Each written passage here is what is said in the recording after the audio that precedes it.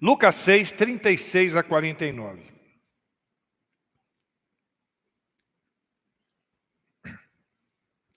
Sejam misericordiosos, assim como o Pai de vocês é misericordioso. Não julguem e vocês não serão julgados. Não condenem e não serão condenados. Perdoem e serão perdoados. Deem e lhes será dado uma boa medida, calcada, sacudida e transbordante, será dada a vocês. Pois a medida que usarem também será usada para medir vocês. Jesus fez também a seguinte comparação. Pode um cego guiar outro cego? Não cairão os dois no mesmo buraco? O discípulo não está acima do seu mestre, mas todo aquele que for bem preparado será como seu mestre. Por que você repara no cisco que está no olho do seu irmão e não se dá conta da viga que está no seu próprio olho? Como você pode dizer ao seu irmão, irmão, deixe-me tirar o cisco do teu olho, se você mesmo não consegue ver a viga que está no seu próprio olho? Hipócrita, tire primeiro a viga do teu olho, e então você verá claramente para tirar o cisco do olho do teu irmão. Nenhuma árvore boa dá fruto ruim, nenhuma ruim dá fruto bom. Toda árvore é reconhecida pelos seus frutos. Ninguém colhe figos de espinheiros, nem uvas de ervas daninhas. O homem bom tira coisas boas do bom tesouro que está no seu coração. E o homem mau tira coisas más do mal que está no seu coração. Porque a sua boca fala do que o seu coração está cheio. Por que vocês me chamam Senhor, Senhor, e não fazem o que eu digo? Eu lhes mostrarei a que se compara aquele que vem a mim, ouve as minhas palavras e as pratica. É como o homem que, ao construir uma casa, cavou fundo e colocou alicerces na rocha. Quando veio a inundação, a torrente deu contra aquela casa, mas ela não conseguiu abalar, porque estava bem construída. Mas aquele que ouve as minhas palavras e não as pratica, é como o homem que construiu uma casa sobre o chão, sem alicerces, e no momento em que a torrente deu contra aquela casa, ela caiu e a sua destruição foi completa. Eita, palavra dura, né? Que Deus aplique no nosso coração todos os princípios que nós vamos extrair dessa palavra a partir de agora. Bom, domingo passado nós falamos sobre religiosidade, espiritualidade. Se você ouviu, você deve lembrar. Eu espero que ainda lembre, né?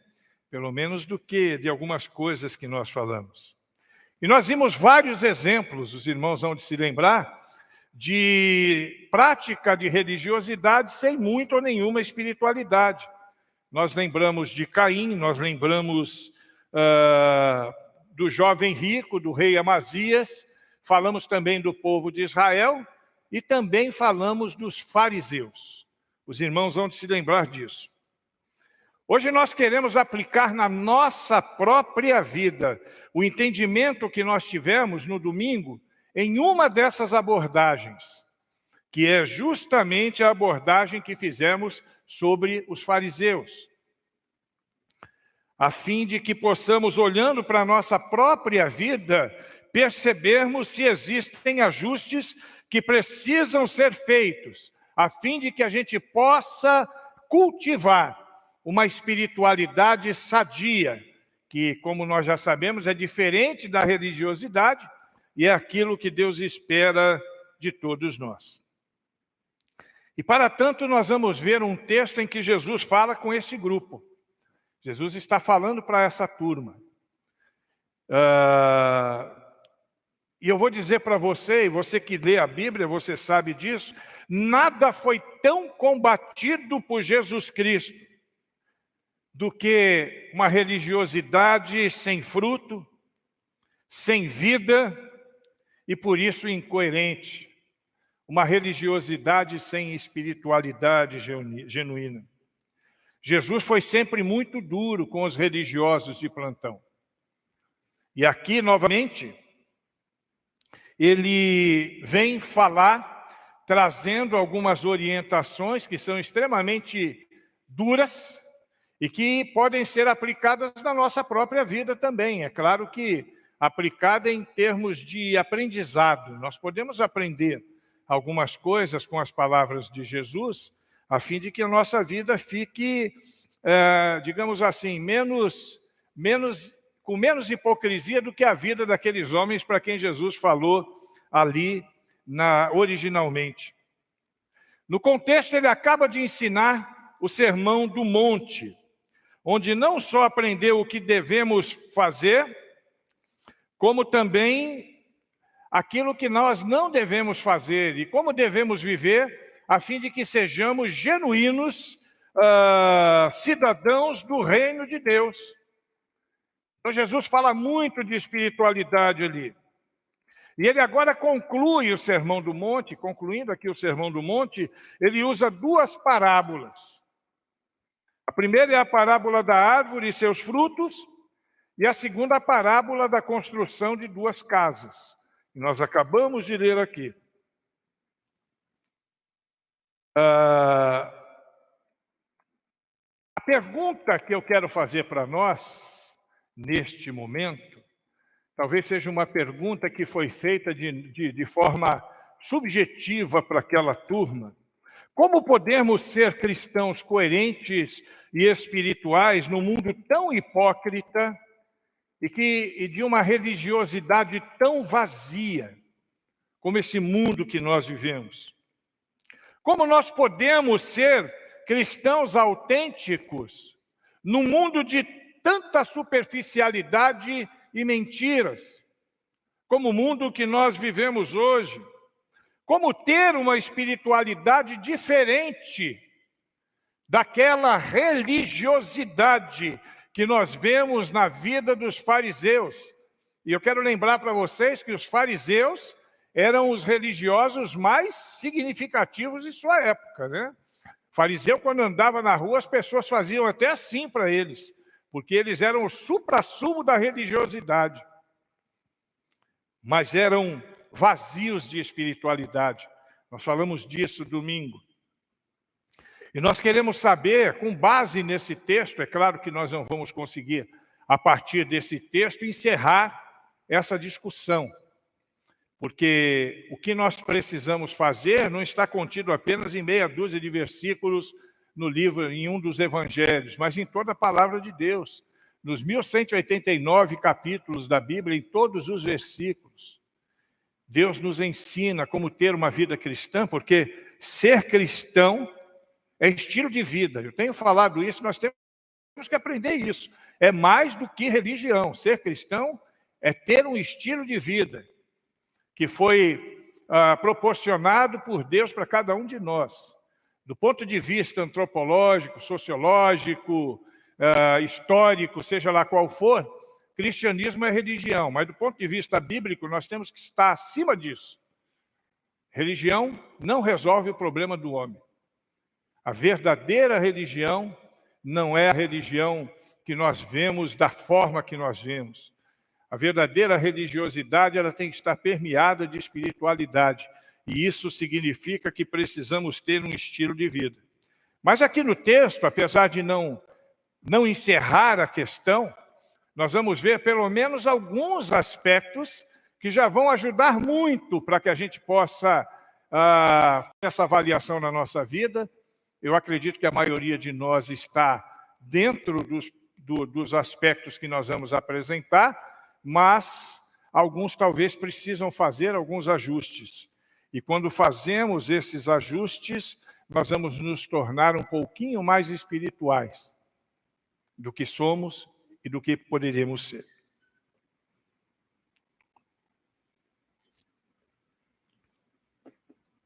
Em primeiro lugar, com base no texto, nós vamos aprender que para sermos espirituais e não meros religiosos vazios, nós precisamos buscar conhecimento, mas com compaixão. Precisamos ser compassivos. Precisamos ter isso no coração.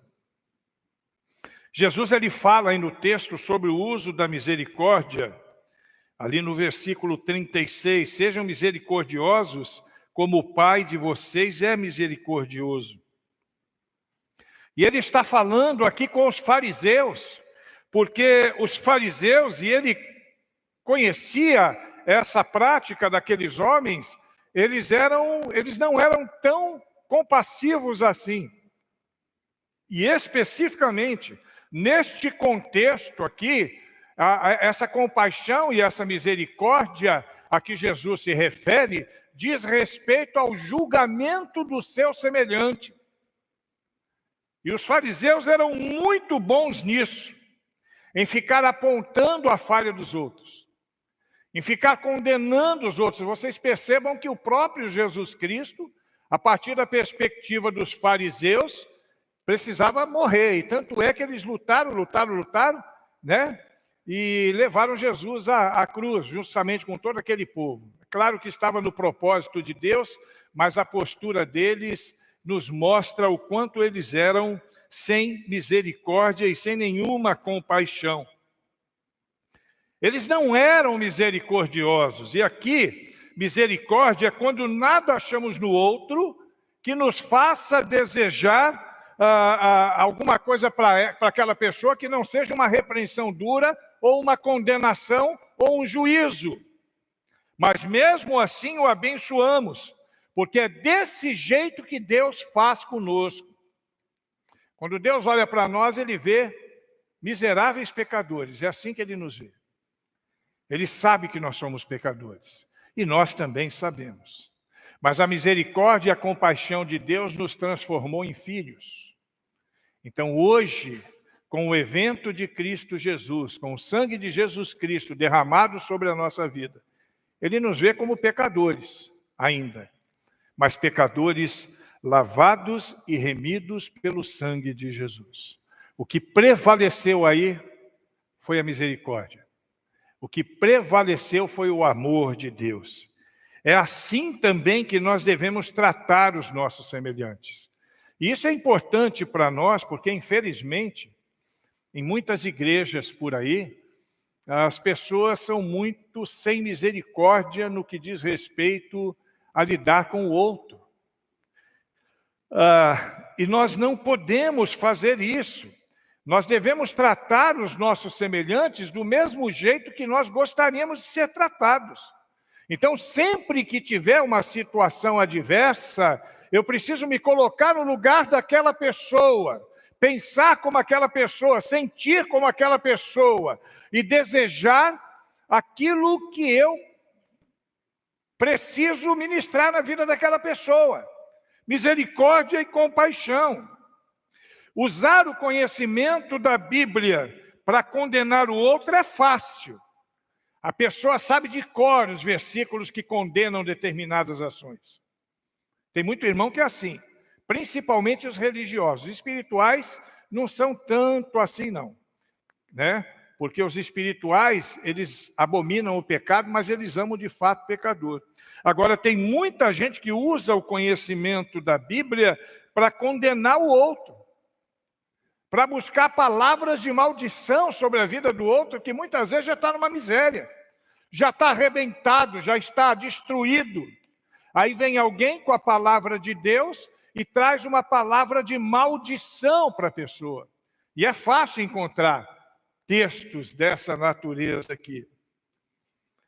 Mas Jesus, quando está falando com aqueles homens, ele deixa bem claro o que ele deseja para os seus seguidores. Lá no versículo 37, não condenem.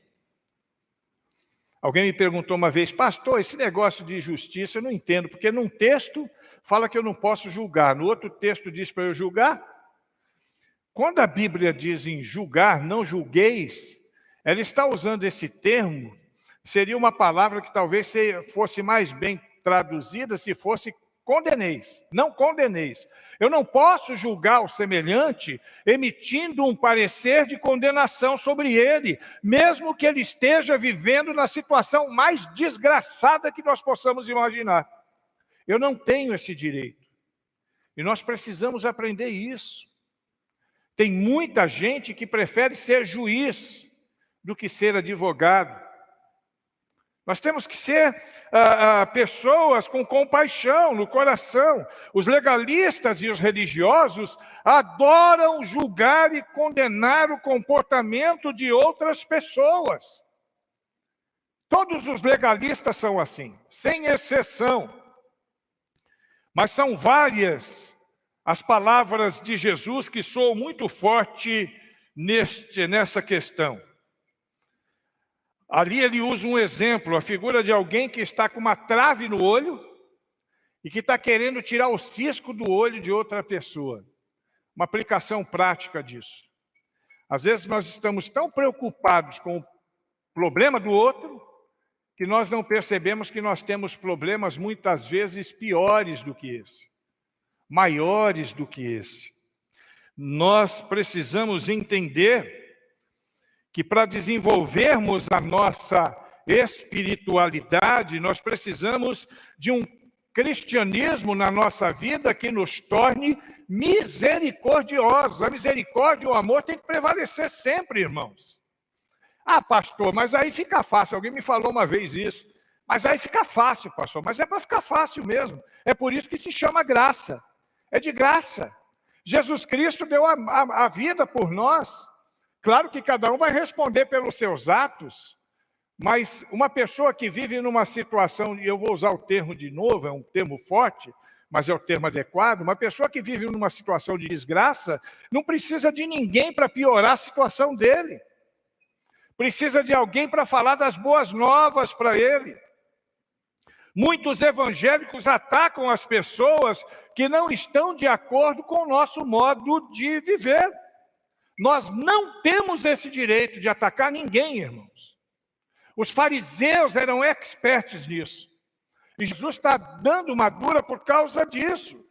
Nós somos tão pecadores como qualquer outra pessoa. Aqueles fariseus eram tão pecadores como qualquer outro. Aliás, em alguns aspectos, eles eram até pior.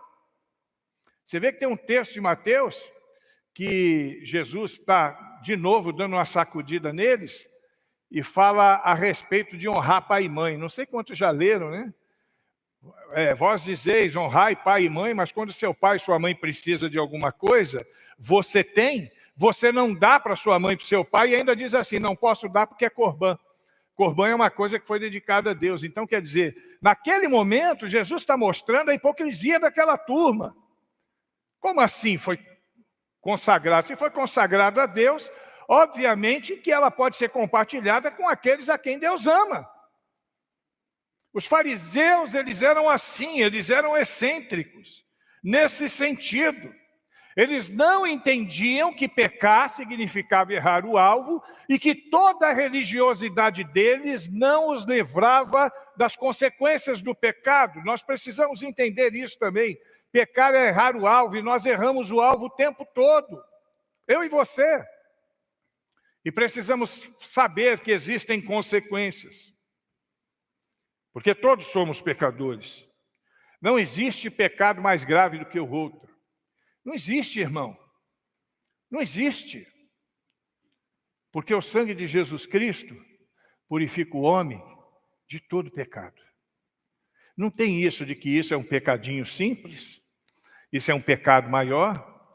Antigamente, antes de me converter, usava muito o termo mentirinha. Quem lembra desse termo? Ah, isso aí é só uma mentirinha, uma besteirinha. Uma mentirinha, uma mentirona, é mentira. É a mesma coisa, pecadinho e pecadão é pecado. Às vezes a pessoa está vivendo uma situação de pecado muito grave e quando nós a condenamos, nós estamos pecando como ela. Ah, pastor, eu não posso falar para ela o caminho? Posso falar para ela o caminho que ela tem que seguir, mas tem que fazer isso em amor. É por isso que eu sou muito resistente, os irmãos acho que já perceberam, em excluir alguém da igreja. Só em último caso mesmo, quando abandonou, quando não quer nada mesmo, quando está em outro lugar. Porque eu acho que a exclusão é a última consequência. Nós temos que cuidar dos nossos irmãos. Nós não temos que condená-los. Nós sabemos que a decisão de abandonar ou não o pecado é de cada um. E nós podemos até nos indignar com um pecado ou com outro pecado, mas nós não podemos e não devemos nem ofender, nem atacar o pecador. Nunca. Passei por uma experiência bastante interessante, mas eu não vou falar lá não, porque está gravando. Mas nós precisamos prestar atenção no que fazemos. Porque a nossa fala, a nossa posição, pode salvar uma vida, ou pode terminar de matá-la. Pode terminar de matá-la. Crentes espirituais amam pecadores, mesmo quando não concordam com suas práticas. Em missões nacionais eu sempre trabalhei em áreas de risco, né? Favelas, boca de fumo, cadeia, prostíbulo. E eu ia para as igrejas e sempre dizia: Deus ama os homossexuais, Deus ama prostitutas, Deus ama dependentes químicos, Deus ama esse povo todo. Deus ama os presidiários, Deus ama os ladrões, assim como ama os advogados, assim como ama os juízes, assim como nos ama, assim como ama todas as pessoas. O amor de Deus é para todas as pessoas. Deus gostaria que todos fossem salvos. E nós precisamos viver com isso, amar também. Amar o nosso próximo, seja ele quem for. Pratique ele o que ele quiser, problema dele. Ele com Deus, não é comigo. Ele não vai ter que se resolver comigo, não. Ele vai se resolver com Deus. O meu papel é amá-lo. E era isso que os fariseus não faziam. Os fariseus julgavam, os fariseus condenavam. Os fariseus se achavam melhores do que os outros. E por conta disso eles são repreendidos por Jesus. Quer ser mais espiritual e menos religioso? Ame mais e julgue menos. Ame mais e julgue menos. Segundo lugar, para não nos tornarmos religiosos hipócritas igual aos fariseus, nós precisamos, além de ter conhecimento, sermos obedientes. Temos que ser obedientes. A questão da obediência é muito clara no texto que nós lemos. O auditório que estava diante de Jesus ali, não eram de pessoas leigas. Jesus ali estava falando para pessoas que conheciam as Escrituras e que conheciam as Escrituras com detalhes. Eles conheciam pormenores. Então ele usa a figura da árvore boa, e a árvore boa precisa dar bons frutos. É incoerência alguém conhecer tanto a Deus, tanto de Bíblia, ouvir tantas mensagens e viver uma vida em total desagrado de Deus. Isso é incoerente demais. Os fariseus ouviam porções das Escrituras toda hora. Eles viviam aquilo. Eles estudavam aquilo. Eles amarravam textos bíblicos nas roupas. Penduravam nos umbrais das suas portas. Mas não viviam. Tiago nos ensina, lá no capítulo 1, nos versículos 22 a 25, o seguinte: sejam praticantes da palavra e não apenas ouvintes, enganando-se a si mesmo. Aquele que ouve a palavra, mas não a põe em prática, é semelhante ao homem que olha a sua face no espelho. E depois de olhar para si mesmo, sai e logo esquece a sua aparência. Mas o homem que observa atentamente a lei perfeita que traz a liberdade e persevera na prática dessa lei, não esquecendo o que ouviu, mas praticando, será feliz naquilo que o fizer. Essa figura do espelho eu acho tremenda. Eu não sei se você já percebeu isso. Você vai no espelho, você se arruma, aí você sai, e às vezes o que é que acontece? Você volta para dar uma última olhadinha, porque você já esqueceu. Desse jeito, né? Desse jeito. E a Bíblia aqui, ele está falando que a pessoa que lê as Escrituras e não põe em prática é igualzinho isso. Não adianta você ouvir uma mensagem, não adianta você ouvir uma porção das Escrituras e não colocar em prática. Você acha que aqueles fariseus não ouviam Jesus falar a respeito do amor? Todo o discurso de Jesus foi a respeito do amor. Jesus já vem no ato da maior ação de amor de Deus, porque Deus amou o mundo de tal maneira, mandou Jesus. Mas eles ouviam e não viviam. E Jesus agora está ensinando para eles o que é o verdadeiro conhecimento, que o verdadeiro conhecimento, ele precisa estabelecer raízes profundas. E essas raízes profundas vai fazer com que esta árvore que somos nós dê bons frutos. Nós falamos disso também domingo, acho que de manhã. Não adianta, irmãos. Vai ser mera religiosidade, vir para a igreja só para ouvir ou para assistir o culto. Uma coisa que me deixa, assim, preocupado é quando eu ouço alguém dizer assim, eu vou assistir o culto. Você não vem assistir o culto, você vem cultuar a Deus. E quando você cultua a Deus, você fala com Deus, você adora a Deus, você ouve a Deus e sai daqui pronto para ser um discípulo de Cristo. Esse é o objetivo. Não adianta vir para a igreja, porque se você vem para a igreja só para dizer que faz parte de um grupo religioso, não tem sentido para Deus. Tem um monte de religião assim, até maiores do que a nossa. Tem um monte, muito maiores do que a nossa, que junta pessoas e mais pessoas, mas que não estão nem aí em fazer a obra de Deus. Cada um está preocupado com a sua própria obra, né? Todos olhando para o seu próprio umbigo. E frequentar determinadas religiões, determinados encontros religiosos, não é mais do que manter o status de uma pessoa religiosa. Uma cidade como essa, que todo mundo se conhece, é muito importante que a pessoa mantenha esse status. Não, eu sou crente, eu sou religioso. É um status importante. Mas para Deus não quer dizer nada ser crente, ser religioso, se você não fizer de fato, não viver aquilo que você aprende no dia a dia. Nós temos aprendido tanta coisa aqui. Eu digo isso porque eu tenho aprendido com os irmãos, podem ter certeza disso. Quando eu paro para preparar uma mensagem, o primeiro que recebe o ensino sou eu, daquela mensagem que eu vou pregar. Às vezes eu estou pregando uma mensagem aqui e estou refletindo na mesma hora. Já teve coisas que eu falei aqui que dava vontade de chorar, porque eu me via naquele contexto. Então, quando nós vivemos essa situação, como pessoas espirituais, nós precisamos viver aquilo que nós estamos ouvindo. Viver. Viver. E viver de verdade tudo aquilo que nós estamos ouvindo. Quem de fato conhece a Deus e as verdades de Deus, tem que ser uma árvore boa e dar bons frutos. E dá bom fruto àquele que vive aquilo que aprendeu. Terceiro lugar, ainda falando sobre o conhecimento. Precisamos buscar o conhecimento, mas com atitude.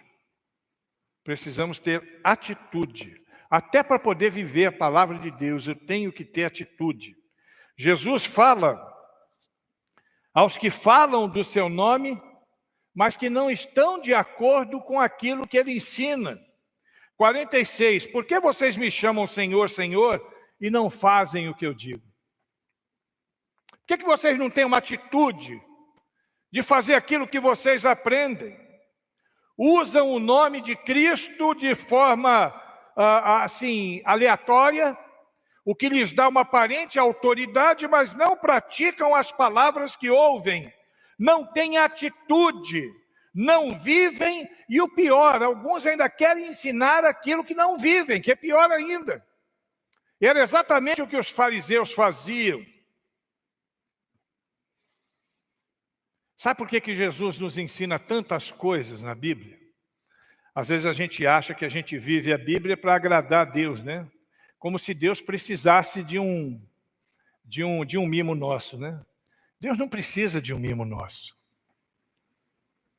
Tudo que Deus ensina é para o nosso próprio bem. Deus não depende de nós para nada, irmãos. Para nada. Não depende de nós para nada. Tudo que nós aprendemos na Bíblia é para o nosso próprio bem. E Jesus, às vezes, nos ensina algumas coisas, porque Ele sabe que vão vir dias difíceis para nós. Hoje nós vivemos num tempo abençoado, né? Um tempo abençoado para a igreja, apesar das lutas que já são evidentes, né? Que já são aparentes. Nós já estamos vivendo uma espécie de preliminar nessa grande luta do bem contra o mal. Já estamos vivendo isso. E pode esperar, irmãos, talvez não na nossa geração, os mais velhos, quem sabe os mais novos ainda alcancem isso, virão tempestades, virão dias difíceis. E nós precisamos estar preparados. E precisamos ter atitude. Precisamos ter atitude cristã. O homem e a mulher que são espirituais, ele tem atitude, ele encara, ele enfrenta. Virão os dias da provação e esse vai ser um grande teste para a nossa fé. E o que nos dará a segurança e a tranquilidade que precisamos em tempos difíceis? Aquilo tudo que Jesus nos ensinou. Muitos religiosos não vão suportar e vão sucumbir. Muitos religiosos vão cair nos tempos difíceis. Hoje a gente já vê um monte deles abrindo mão da sua caminhada, né? Claro que a gente sabe que estavam no meio de nós, mas não eram dos nossos, né? A gente sabe disso, porque aquele que é autêntico seguidor de Cristo, ele vai pagar o preço. Ele cai, mas não fica prostrado. Ele sacode, se levanta e continua caminhando. Nós precisamos entender isso. Temos que ter atitude, irmãos, para viver. Atitude. Atitude cristã. Atitude, coragem para poder encarar o mundo. Não é para poder condenar, apontar os problemas do mundo, mas mostrar para as pessoas que Jesus Cristo é a solução, é a salvação para cada um de nós, para todos nós que buscamos e que esperamos nele. Em quarto lugar, ainda com base no texto, os versículos 47 e 48 vão nos mostrar que a palavra de Deus permanecerá. Eu não posso me esquecer disso, irmãos. Nunca se esqueça disso. E eu lhes mostrarei, a que se compara aquele que vem a mim, ouve as minhas palavras e a pratica. É como o homem que construiu sua casa, cavou o fundo e colocou os alicerces na rocha. Quando veio a inundação, a torrente deu contra aquela casa, mas não conseguiu abalar, porque ela estava bem construída. As pessoas que confiam, que acreditam na palavra do Senhor e que vivem essa palavra, elas estão bem alicerçadas e mesmo nos dias difíceis, mesmo nas formas mais complicadas de caminhada da vida, nós temos a convicção, pela palavra de Deus, que nós somos mais do que vencedores. Quero usar um exemplo muito simples e na família, e muito atual também. As instruções quanto à maneira de criar filhos têm sofrido modificações no decorrer do tempo. Os mais velhos criaram seus filhos de uma forma e hoje existem adaptações. E algumas coisas que foram feitas no passado, na educação dos seus filhos, hoje já não pode fazer. Algumas configurando até crime, nós sabemos disso. As bases do lar têm sido adulteradas. Mas é interessante, queridos, eu quero que você pense nisso com muito carinho, que os ensinos bíblicos continuam dando sempre bons resultados, continuam sendo a solução para a criação dos filhos, na construção de lares fortes, na cura do estresse, de enfermidades emocionais, que são frutos, todas essas dificuldades, do distanciamento da palavra de Deus. Palavra de Deus ainda é o que nós temos de melhor para poder nortear a nossa vida. Ela nunca será desatualizada. Algum tempo atrás aí, um pastor, inclusive amigo meu, falou que tinha que atualizar a Bíblia. A Bíblia não tem que ser atualizada. Teologia talvez, mas a Bíblia não, né? Alguns conceitos teológicos talvez possam passar por algumas atualizações, algumas práticas eclesiológicas eu até concordo, mas a Bíblia não. A Bíblia não tem que ser desatualizada, porque ela nunca está desatualizada. Quando consideramos hoje os princípios da Bíblia, alguns princípios que foram produzidos aqui há milênios, nós vamos perceber que esses princípios continuam trazendo resultados positivos para cada um de nós. São princípios muito importantes que servem para nortear não somente o nosso comportamento como pessoas comuns, mas tem norteado o comportamento de grandes empresas, de livros de autoajuda, e sempre desafiam descobertas e alguns avanços científicos. Porque a palavra de Deus, como disse Jesus, não passará jamais. Mateus 24, 35, passarão o céu e a terra, mas as minhas palavras não hão de passar. Nós precisamos, a fim de que possamos manter o nosso status de pessoa espiritual, de crentes maduros, de crentes espirituais, fundamentar a nossa vida na palavra de Deus, em todos os aspectos, porque os princípios da palavra de Deus são imutáveis. Eles não mudam. Os princípios serão sempre o mesmo. A palavra de Deus é um fundamento irremovível, não dá para tirar. É como um alicerce, uma base que você constrói, e você pode destruir a casa toda, mas a base vai ficar ali. E no caso da palavra de Deus, muito mais forte, muito mais poderosa do que qualquer base construída com o maior e melhor concreto que possa existir. De vez em quando aparece alguém muito esperto que quer revolucionar, né? E começa a ensinar em verdades espirituais, morais, comportamentais. É só você buscar hoje no Google. Às vezes eu vejo coisas que me deixam, eu não vou dizer outro termo que não seja entristecido. Eu fico triste de ver algumas situações.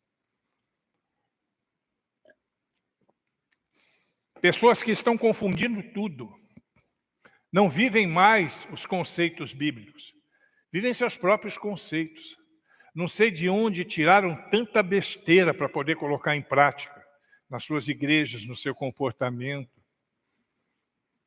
Estava vendo um desses grandes pregadores aí, eu não vou dizer o nome, mas ele é talvez um dos mais ricos do Brasil aí, grande pregador, dizendo que Deus tem ódio do ser humano. Que Deus tem o direito de ter ódio do ser humano. Que absurdo, irmãos. Deus nos ama como ninguém nunca nos amou, como ninguém nunca vai nos amar. Ele tem ódio do pecado, mas Ele ama, sempre amará o pecador. Ele amou a mim, Ele ama você, irmãos. Ele ama todos nós. Os governos passam, irmãos. Esses conceitos de governo, de políticas, de militâncias, isso tudo vai passar. Os modismos, eles vão e voltam. A ciência se multiplica e as pessoas têm mais acesso ao saber. Você já percebeu que às vezes as pessoas dizem que a ciência é fato, mas que a ciência se modifica com o transcorrer do tempo? Existem conceitos religiosos, científicos, que de repente eles são revistos, porque eles não têm mais aquela mesma firmeza, né? Mas a palavra de Deus continua firme. A palavra de Deus permanece firme e permanece firme para sempre. Nunca se esqueça disso, irmãos. Pode passar tudo, mas a palavra de Deus nunca vai passar. Quinto lugar, outra coisa que nós temos que nos lembrar, e quando falamos da palavra de Deus, temos que nos lembrar, como crentes e homens espirituais, nós temos que nos lembrar que a palavra de Deus, ela não apenas nos ensina, mas ela também será instrumento do julgamento da humanidade. Lucas 6, 49. Mas aquele que ouve as minhas palavras e não as pratica, é como um homem que construiu uma casa sobre o chão sem alicerce. E no momento em que a torrente deu contra aquela casa, ela caiu e a sua destruição foi completa. Você percebe que nos dois casos, da casa que cai como da casa que não cai, há ouvintes que ouvem e há ouvintes que não ouvem, não praticam. A palavra de Deus será um instrumento regulador do julgamento divino. O texto lido aqui fala que diante da adversidade, aquele que não considerou o que ouviu e nem praticou, acabou vendo a sua própria destruição. A palavra de Deus orientou, a palavra de Deus conduziu, a palavra de Deus advertiu, a palavra de Deus exortou, a palavra de Deus ensinou, mas aí vem o julgamento. E nesse julgamento nós vemos duas perspectivas, a perspectiva temporal e a perspectiva eterna. Dentro dos resultados desse não ouvir a palavra de Deus, o dia a dia, considerado sem nenhuma consideração com a palavra de Deus, ela vai gerar desequilíbrio emocional, ela vai gerar medo, medo da vida, medo da morte, destruição física, destruição moral, destruição financeira. Quantos impérios, queridos, quantos reinados já ruíram por não estarem fortemente construídos na palavra de Deus? Pessoas que não consideravam os princípios mais elementares da palavra de Deus. Quantas vidas já foram perdidas, principalmente de jovens, pela ausência de Deus e dos seus ensinos na sua própria vida? E eu quero dizer para você, em termos de Brasil, eu duvido que alguém nunca tenha ouvido falar de Jesus Cristo. Só vou considerar aqueles índios que ainda não são alcançados, né? Mas mesmo assim, a maioria deles já foi alcançada com o Evangelho. Eu duvido que no Brasil haja alguém que pode dizer assim, nunca me falaram de Cristo. Eu não acredito nisso. E estes que ouvem a palavra de Deus e não se submetem, serão julgados às duras penas da lei, a partir do princípio bíblico. Por outro lado, quem conhece a palavra de Deus e a pratica, resistirá às dificuldades nessa vida e no juízo final, aonde não terá o dano da separação eterna de Deus. Lembra do que nós lemos no domingo de manhã, no Salmo de número 1? Quanto àquele que lê e medita na palavra de Deus e vive a palavra de Deus, ele é como árvore plantada junto a correntes de água, que no devido tempo dá o seu fruto e cujas folhagens não murcham, e tudo quanto fizer será bem sucedido, prosperará. É aquele que vive segundo a palavra de Deus. E o Salmo ainda termina dizendo assim, pois o Senhor conhece o caminho dos justos, mas o caminho dos ímpios, este perecerá. A mesma palavra que nos orienta hoje é a palavra pela qual nós seremos julgados. Eu digo nós enquanto humanidade. Com certeza, o texto nos faz considerar as duas realidades. Poucas pessoas no mundo de hoje poderão alegar inocência, desconhecimento ou ignorância da palavra de Deus quando estiver diante de Deus. Eu, sinceramente, não acredito. Até porque a palavra de Deus diz que todas as nações conhecerão, né? Antes que Cristo venha. E pela maneira como agimos em relação a estes ensinos da palavra de Deus, seremos condenados ou absolvidos. Resistiremos ou sucumbiremos. É a palavra de Deus que nos diz que não há outro caminho para a nossa salvação que não seja Jesus Cristo. Se você crê nisso, você tem a salvação. Se você não crê, infelizmente, vai viver momentos muito difíceis, porque a palavra do Senhor nos diz. E por último,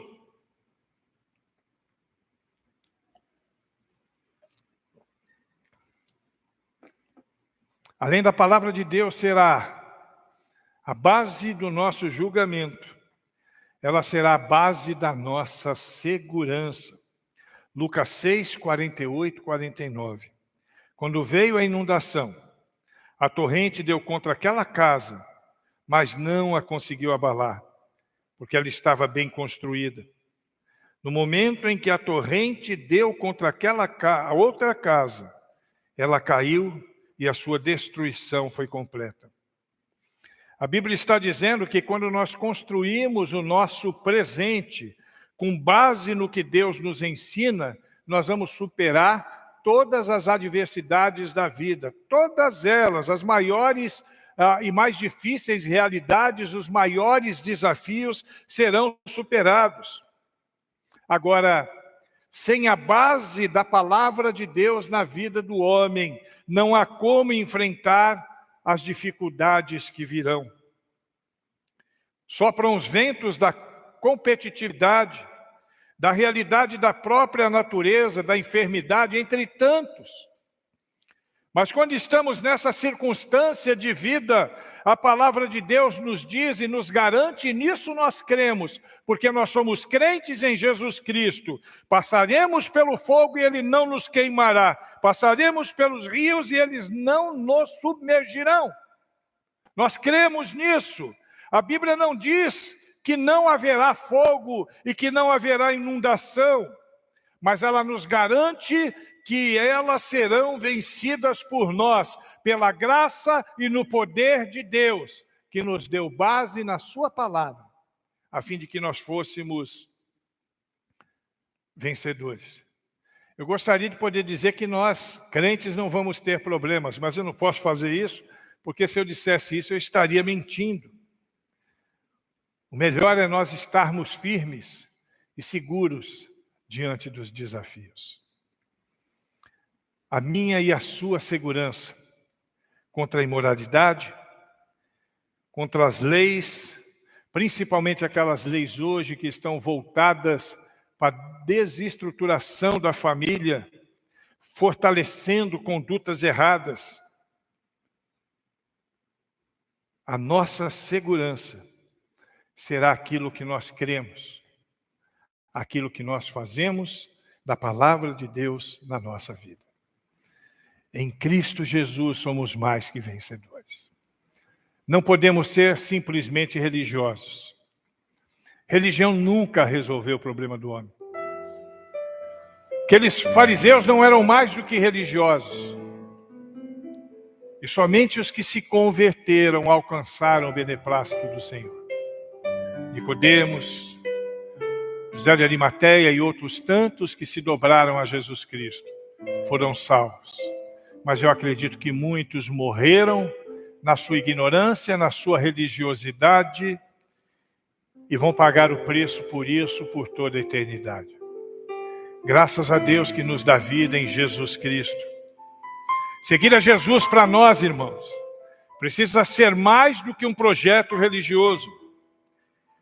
Seguir a Jesus precisa ser viver uma vida tendo nos ensinos do Senhor, na palavra de Deus, o centro de nossa caminhada, o nosso manual de vida, o nosso livro de cabeceira. Religiosidade mata, mas vida com Jesus é algo extraordinário. Nós devemos abrir mão de toda incoerência. A nossa vida precisa ser vivida em obediência, uma vida com atitude. Precisamos ouvir, obedecer e viver segundo os princípios que nós aprendemos no dia a dia. Não queremos e não seremos somente religiosos. Para ser religioso batista, tem muita religião que talvez fosse até melhor. Vocês já perceberam que as nossas igrejas elas ficam mais vazias do que de algumas outras igrejas que não têm base na palavra de Deus? Perceberam isso? São pessoas que se deixam levar pela religiosidade, mas não se preocupam com a espiritualidade. Que pratiquemos aquilo que nós aprendemos da palavra de Deus. Que vivamos em paz e busquemos a paz a cada dia. Diz o pregador em Eclesiastes com muita sabedoria: o fim de tudo é: teme a Deus e obedeça aos seus mandamentos, porque isso é dever de todos nós. Sejamos então salvos pela graça de Deus, na pessoa de Jesus Cristo, e alicerçados na sua palavra, como diz o próprio Jesus. Casa construída sobre a rocha não se abala, porque foi bem construída. A casa construída sobre a areia desabou e foi grande a sua ruína. Ouvir sem obedecer é insensatez. Falar sem praticar é tolice. Não é suficiente conhecer a verdade. É necessário praticar e viver a verdade. Não é suficiente ter uma boa teologia. É preciso ter uma ética consistente. Não é suficiente ter uma fé ortodoxa. É preciso ter piedade. É preciso amar. Que o Senhor nos ensine nesta noite um pouquinho mais sobre essas realidades e que possamos viver intensamente tudo aquilo que o Senhor nos ensina. Vamos sair daqui hoje, irmãos, e todos os dias da nossa vida. E sempre que abrirmos a Bíblia, vamos pegar tudo aquilo que aprendemos aqui, em casa, e vamos colocar em prática. Vamos obedecer com atitude, com determinação, com ações, porque é isso que Deus espera de nós. Amém?